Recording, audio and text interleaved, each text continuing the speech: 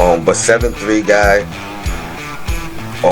Played in the NBL. I believe that's the same league as LaMelo and Giddey. So we've seen some talented guys come out of there. It's not the greatest league, but it's grown men, so it's a lot different from the college outlook. From what I've seen from this guy, I really like him. They say size, intangibles, potential as a shooter are very intriguing for this prospect. They predict him as a stretch 5. Ito na ang bagong Express Info Channel na pawang katotohanan lamang at walang halong hype. Yan ang bagong Express Info Channel, ang channel na walang humpay na sumusuporta sa NBA Dream ni Kai Sotto. Sa mga nagsasabi dyan na walang chance na madadraft si Kai Sotto sa darating na NBA Draft, ay siguro nagkakamali kayo. Having 12 teams for private workouts is insane. And for those who think na hindi importante ang private workouts compared to the draft combine at sa mga mock drafts, ay siguro hindi naman yan tama. Dahil ang totoo ay kapag walang plano ang isang team na i-draft ng isang NBA prospect, ay hindi nila ito bibigyan ng pagkakataon na magpapakita sa pamamagitan ng isang private workouts. Katulad na lang ng private workout ni Kai Sotto sa New York Knicks. If they are planning just to get Kai Sotto from the undrafted pool after draft day, ay hindi na nila kailangan pang magbibigay ng private workout ni Kai Sotto. They will just wait for the NBA draft to commence and pick Kai Sotto from the undrafted pool. Second round drafts. I looked at about 14, 15 first round drafts. He's definitely not a first round pick. But the few second round drafts that I saw, he wasn't on the board. But like we know, things change quickly, and players rise and fall on the draft board all the time up until the draft, which is 4 weeks away. So he may, like you said, be climbing up boards and go from undrafted status, and then the next thing you know, second round status. The Knicks pick 42nd, I believe. Yes. So if he doesn't go in the top, 10 picks, they should be okay. Yeah, I hope so. And then even if he's not projected to be drafted, the fact that they're looking at him, I think that bodes well that you may not take the chance that he goes undrafted, right? And you pick him up, as high as 42nd, as opposed to hoping he's a guy that doesn't get picked up afterwards and try to. Pero ang totoo, alam na ng mga NBA teams kung gaano kagaling si Kai Sotto, especially the 12 teams. Alam nilang it is impossible for any of them to get Kai Sotto from the undrafted list. Dahil isang legit talent si Kai Sotto at isang legit second rounder, if not a lottery pick. Yan ang katotohanan at ang dahilan kung bakit 12 teams ang nagpapahiwatig ng kagustuhan nila sa services ni Kai Sotto.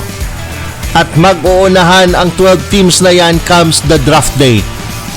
And I would not be surprised if mayroong isang team sa 12 teams na gagamit sa kanilang lottery pick to secure the services of Kai Sotto. Speaking of New York Knicks, usap-usapan ngayon ng mga fans ng Knicks ang private workout ni Kai Sotto. At sa isang featured article ng dailyknicks.com na pinamagatang Knicks will work out buzzworthy 7'3" Filipino draft prospect Kai Sotto, sinabi dito sa naturang article na napaka-crucial daw para kay Kai Sotto ang private workouts sa Knicks dahil kulang ang kanyang exposure sa mga NBA scouts, at ngayon pa lang ay nakikita na nila ang interesting skill set and ceiling ni Kai Sotto as an NBA prospect. Sinabi pa nila dito na isa daw mystery si Kai Sotto, at dito papasok ang private workout upang maipakita ni Kai Sotto ang kanyang tunay na galing. And the New York Knicks is the first team to try to read the unique talent of Kai Sotto and hopefully sapat na ang private workout to convince Jim na kukunin si Kai Sotto on draft day. Napakaganda ng expectation ng New York Knicks para kay Kai Sotto.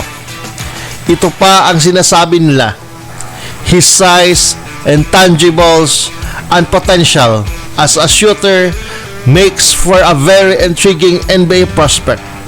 Sotto's a stretch 5 archetype of big men that New York currently doesn't have on its roster. At nakikita nila ang insane combination of size and mobility kay Kai Sotto. What's enticing about Kai Sotto is his size paired with his mobility.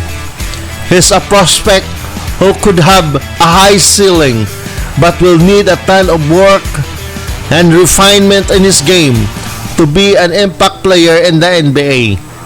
That tends to be the case with a lot of big men prospects. Kai Sotto could be the second coming of Kristaps Porzingis if ever the New York Knicks draft him. Sotto is looking to be the first Filipino-born player in the NBA history. He already carries a massive fan base from his native country and is looking to make history.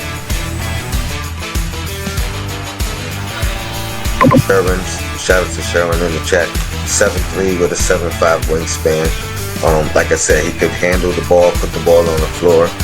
Somewhat of a project, but the skills that he has, we don't have a guy at that size or even at the center position that can do those things. Shoot the ball. Compared to Kristaps Porzingis, I've seen. Also compared to the young guy on OKC. Given the Knicks' uncertain future in the front court, Sotto could be a great long-term project. New York will get a closer look at him today. Pero what is more important ay ready na si Kai Sotto sa mga challenges. Sinabi ni Kai Sotto that he is excited and nervous at the same time, but I can't wait. Yan ang sabi ni Kai Sotto sa isang interview arranged by Smart Sports from his Atlanta base. It's the first time a full-grown Filipino has been this close, but I'm still just focused on working hard every single day to improve, get better, and be ready when the draft comes.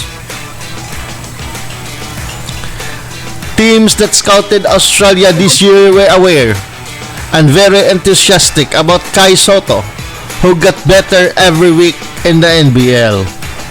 That's why we have so many teams that want to bring him in for workouts. And we actually have a commitment from at least one team that will pick him if Kai stays in the draft. Bell said he's convinced that when Kai Sotto reports for team workouts, he'll impress. They're going to be kind of dazzled, he said. Comment your thoughts below. And don't forget to click the like and subscribe button, as well as the notification bell to stay updated on our new videos.